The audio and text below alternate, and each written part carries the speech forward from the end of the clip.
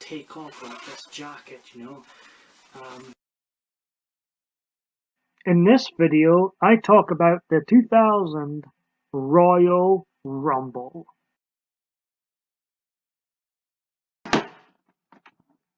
The opening match of the night was the debut of Taz, who took on the then undefeated Kurt Angle in what was a surprising job match. It made Taz look very strong.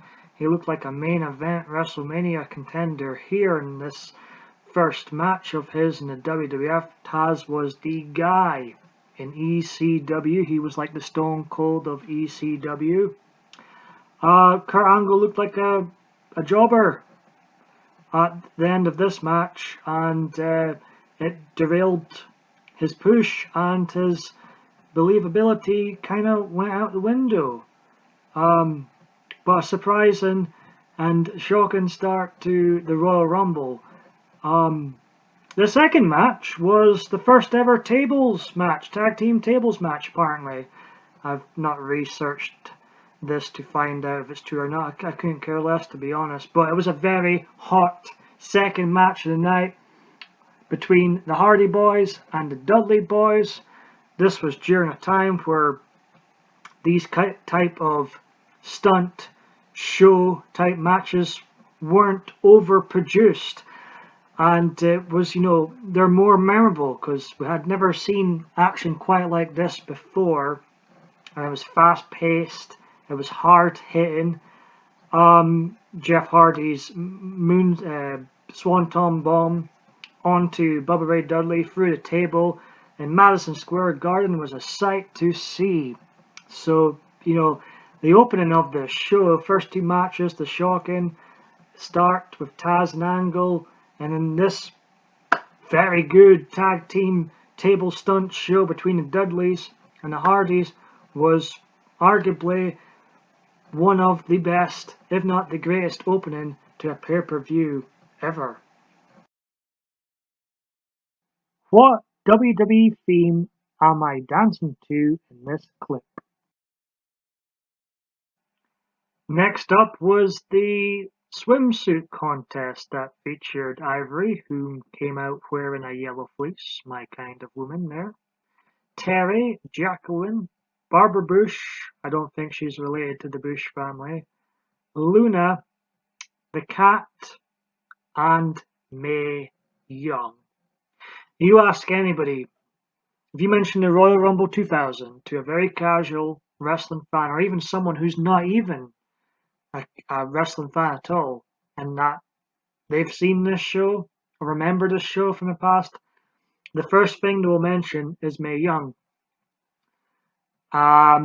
Heavily edited on the WWE Network, I see. I remember I watched this when it first aired. I remember everyone who did watch this show, all we spoke about was Mae Young, and yeah, this was one of those moments during the Attitude Era where it just went way too far, and it's very, how do you talk about this with, you know, good God Almighty. This stops this show from being a 10 out of 10 for me, because they went too far here. Wrestling is aimed at all ages, and this was, in many people's opinion, including mine, or it should be everybody's opinion. I can't mention anybody, not having the same opinion. That this was really inappropriate for some audiences, and but like I said, you mentioned the Royal Rumble 2000, you're a casual fan. The first thing mentioned is Mae Young. And yeah, so in ways, she probably should be number one in my top 5 for this show. But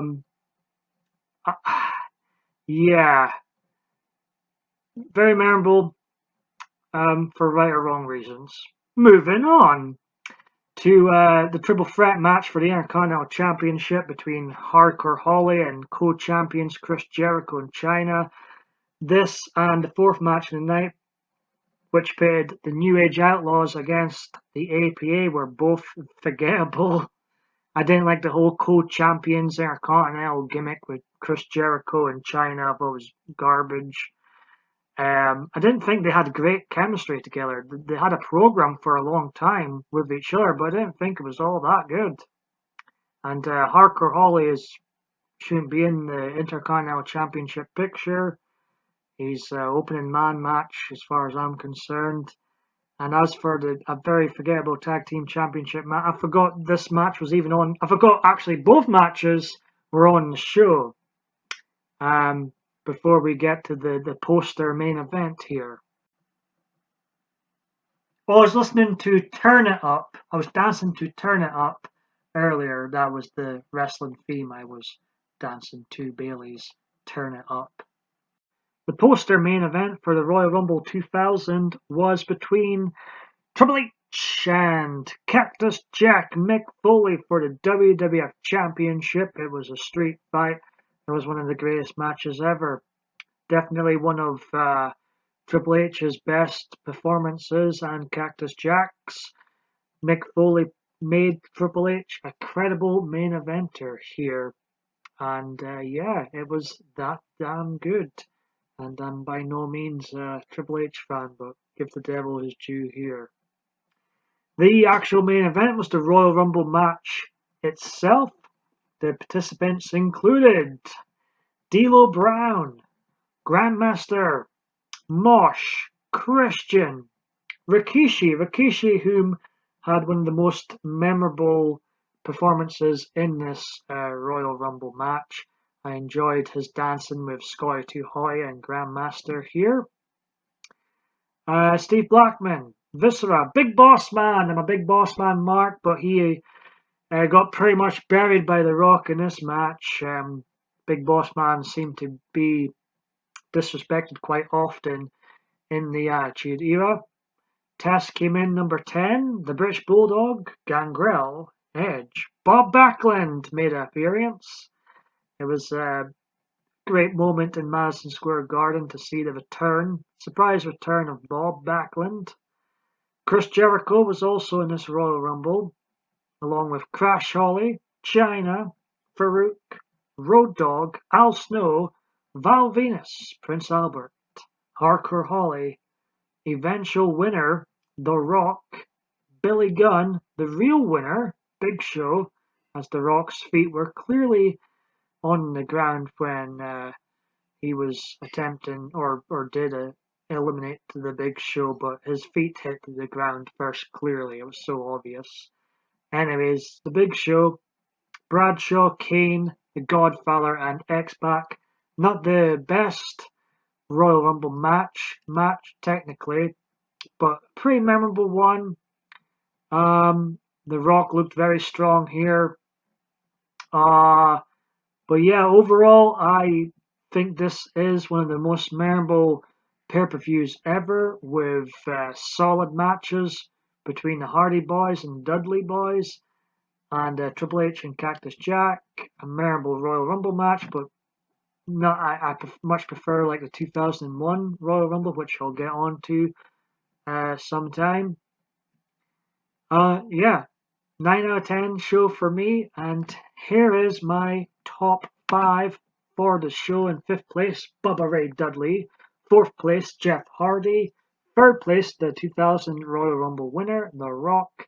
And my top 2 spots go to the poster main event, Triple H, 2nd place, and Cactus Jack, my number 1 in the first 21st century WWF pay-per-view.